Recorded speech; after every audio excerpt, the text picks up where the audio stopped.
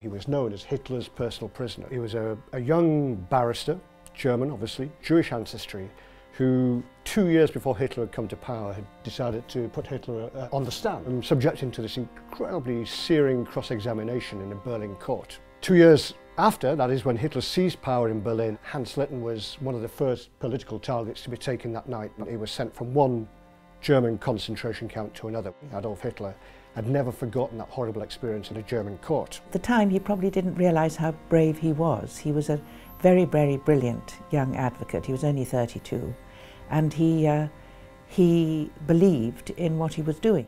It's very rare that you get a script with as beautifully written as this, for a start, and the story was completely unknown to me.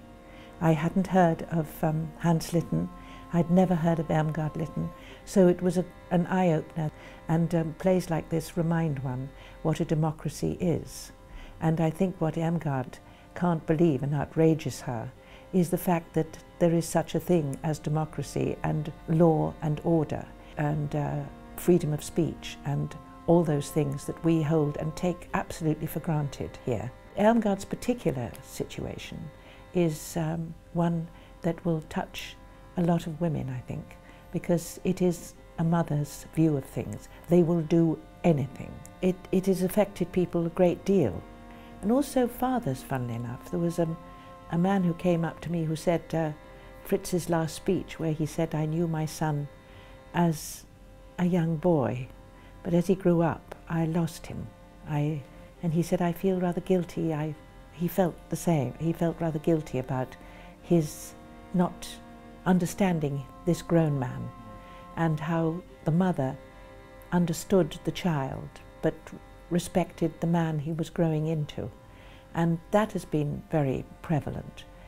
I'm very lucky to have met Mark and have this wonderful play to do.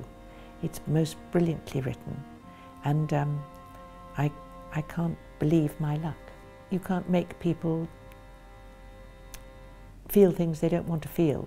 An audience will have to come and see how they feel about it. Today I think it speaks about the enduring struggle, which is a political struggle, and the enduring love that mothers especially, maybe it's not to say fathers as well, but it's the mothers who put up the front line, have for the children who are disappeared by a regime. That, to me, that's a very important story.